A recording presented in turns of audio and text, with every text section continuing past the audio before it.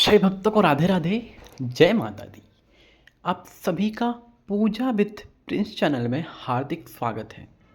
आज हम सब बात करेंगे 2025 का पहला नवरात्रि यानी कि चैत्र नवरात्रि कब से लग रहा है, इसके क्या संकेत हैं, इस बार माता रानी किस पर सवार होकर आ रही हैं, आदि सारी जानकारी के बारे में आज हम बात करेंगे।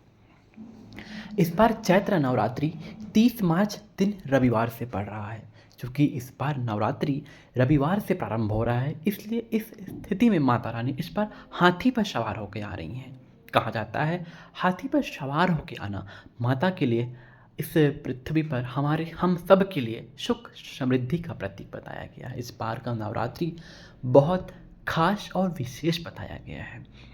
इस स्थिति में हमें इन 9 दिनों में माता रानी के विशेष पूजा अर्चना करके माता रानी से हमें आशीर्वाद प्राप्त कर ही लेना है, तभी हम इस जीवन में अपने जीवन में आगे बढ़ेंगे। क्योंकि इस बार नवरात्रि एक दिन का घट रहा है, यानी कि 8 दिन ही पड़ रहा है। चतुर्थी और पंचमी एक ही दिन पड़ने वाली हैं, लेकिन कोई बात नहीं, हम पूरे स्वभाव से पूरे मन से माता रानी की उपासना करेंगे और माता रानी से इस बार वरदान प्राप्त करके ही रहेंगे।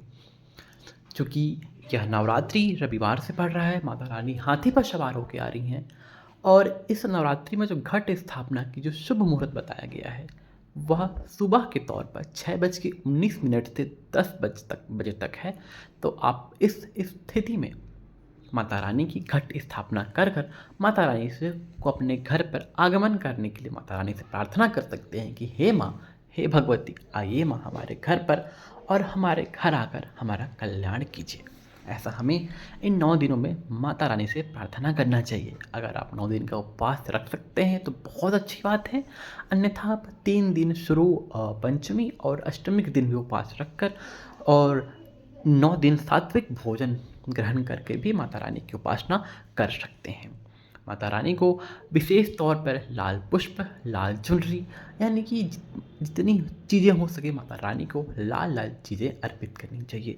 माता रानी को लाल चीज़ें बहुत प्रिय है। उन्हें भोग में लाल हलवा भोग लगा सकते हैं, चने की सब्जी, लाल चने की सब्जी भोग लगा सकते हैं, अनार भोग लगा सकते हैं और मिठाइयाँ आपको से जो सामर्थ्य है वो भोग लगाइए। कहते हैं माता रानी को पान का बेड़ा, शहद और मिश्री, इन सब चीज़ों का भोग अवश्य लगाना चाहिए, क्योंकि माता रानी सुख समृद्धि की प्रतीक मानी गई हैं। आप और हाँ, जो भी सौभाग्यवती महिलाएं हैं, माता रानी को इन 9 दिनों किसी भी दिन अगर आप कलश स्थापना कर रहे हो तो प्रथम दिन या पंचमी के दिन या अष्टमी के दिन, जब भी आपसे बन पड़ सके, माता रानी को सौभाग्य की चीज़ें, सुहागन महिलाएं चूड़ी, सिंदूर, साड़ी, जो आपसे बन सके माता रानी को भेंट स्वरूप उन्हें चढ़ाना चाहिए, उन्हें अर्पण करना चाहिए। और जब जिस दिन नवमी समाप्त हो जाए, पूजा हवन इत्यादि हो जाए, उस दिन माता रानी के समक्ष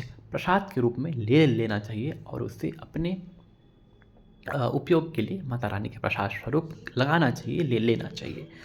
ध्यान रहे, जिस भी चीज़ को हम माता रानी को अर्पण कर रहे हैं वह हमें किसी भी अन्य घर के बाहर वाले किसी भी अन्य व्यक्ति को वो चीज़ें दान नहीं करनी चाहिए, क्योंकि माता रानी को हम वह सौभाग्य की चीज़ें माता रानी से आशीर्वाद के तौर पर ले रहे हैं, आशीर्वाद के तौर पर उनसे आशीर्वाद मांग रहे हैं।